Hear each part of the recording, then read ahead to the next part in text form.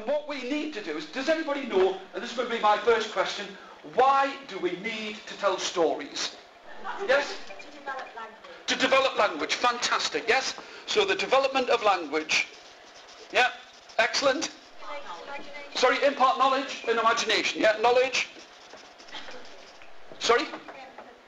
Empathy. Empathy. Can I just tell you, in 10 years of doing this, nobody's ever used empathy, so well done you, yeah? Empathy? Pleasure. Thank goodness for that. Can I just tell you, sometimes I'm standing here and we've got like 30 reasons as to why we tell stories. And one of the main reasons why we tell stories is the fun.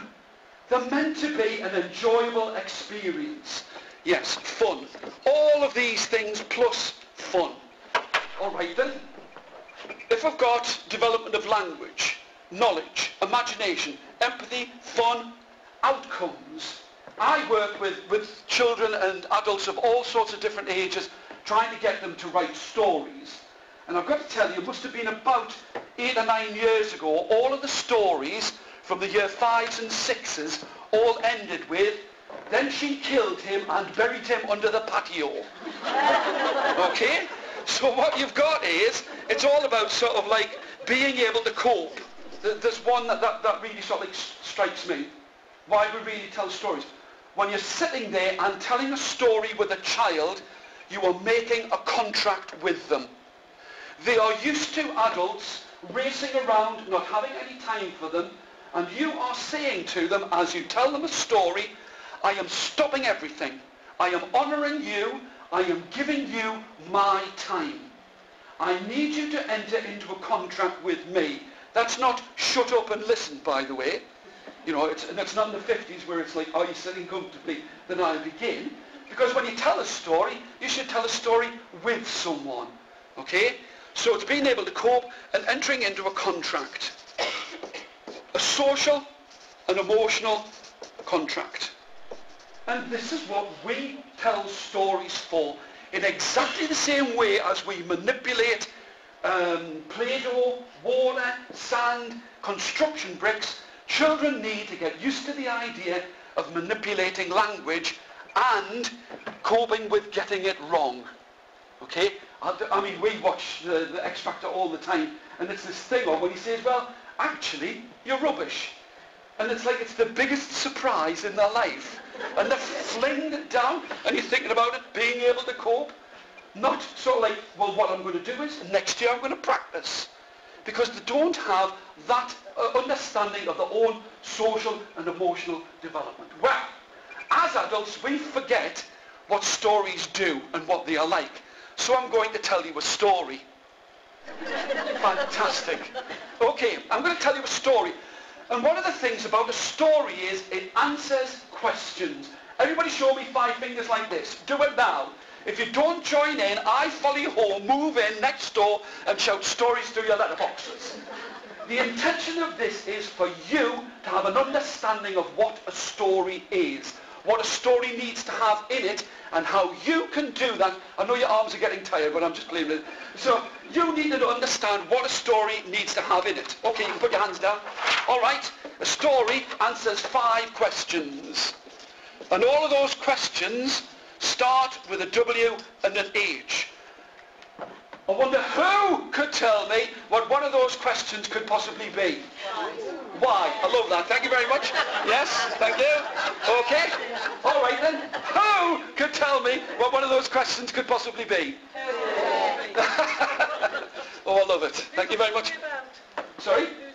Yes, who's the story about? About the characters in the story?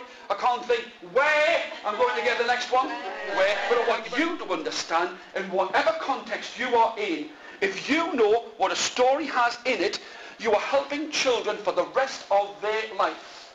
Because if they know what a story has in it, you can make up a story with them, you can allow them to manipulate words, then you will have set them on their literature career for the rest of their lives. Because there's only one last one, which is when. And what do we usually start a fairy story with? Once upon a time. And what have we done? In the first sentence, we've told them when it happens. What you don't realise is you are all storytellers. All of the time we are pouring information out, all of the time. Even if it's down to put that glass on that table over there. And what you're doing is you're giving information all of the time by instinct. What a story does is it paints pictures with words. All right, that's from Brian Jacks. It also, we use language to carry our thoughts. Listen, close your eyes now. Don't fall asleep. Close your eyes now. Okay, there's a fish. Open your eyes. What does the fish look like? It's not orange, no. The one that I'm thinking of, what does the fish look like? It has got some red on it, but it's not a red fish. What else does the fish look like? Scaly? Well, it does have scales, yes. Anything else? Eyes. Yes, I like that. Yes, it's got eyes and fins and a tail. You're vague. I like that in a woman. Okay, so what I want you to do is close your eyes now. This is what a story does. Close your eyes. Listen. There is a fish. It is as wide as my hand and as long as my arm. It has beautiful round golden eyes and blood red fins at its neck. When it swims through the water, it is as fast as a bird that flies through the air. But when it comes to the top of the calm, salty sea, its voice is as sweet as honey. Open your eyes. That is what a story does.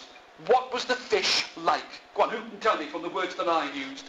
Do it now. Everybody do the same as me. Because when I tell stories, I use my hands, so wiggle your fingers. Do it now. Wiggle them over here. Wiggle them over there. Wiggle them up. Wiggle them down. Touch your ear. Touch your other ear. Touch your nose. Touch your other nose. There are so many of you who did that. Okay, so what we're going to do is I'll tell the story. So there was a town. Do it now. There was a town that was two hands in the air. I don't want to dance! But she got bigger and taller and stronger. Do it. I know where you live. Bigger and taller and stronger. Said, it's me. What did he say? It's me. The girl said, no, it's me. What did she say? No, it's me. But there it was going to be judged by. It was going to be judged by. Do it. Girl dance well. What am I going to do? I'm going to have to tell somebody they're not the best at dancing. Lily sat at the front of the children, put her teeth together like this, and she was going, do you know, that's the only time that everybody's ever always done it at the same time. She had a photograph taken, and it said, Lily is the best. She would say, I do want to dance. I do like to dance. You can't make me dance. I do want to dance. I do want to dance. I do like to dance. You can't make me dance. I do want to dance. Everybody sit down for me, please. Thank you very much. Thank you.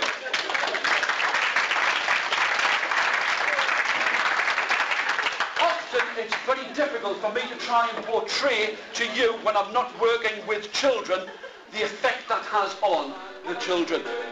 Who was in the story? Well, you've got me. First one. You'll get this for trying. There once was a girl with golden curly hair. She isn't horrid. She broke a little chair.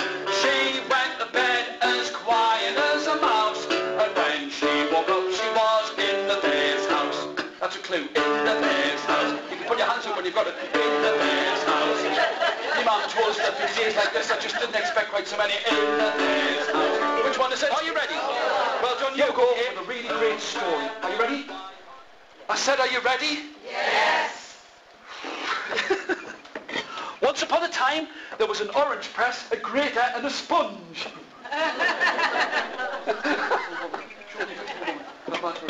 A beautiful woman, and there she was, and the two of them sat on that Christmas day, eating cheese and sponge cake.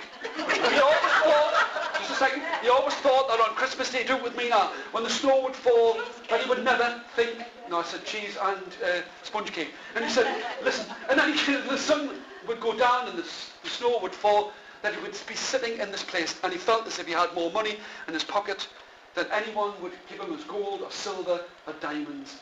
There was a smile upon his face, and every Christmas Day he would wait for the snow to fall and sit down by the side of the sea. Thank you very much.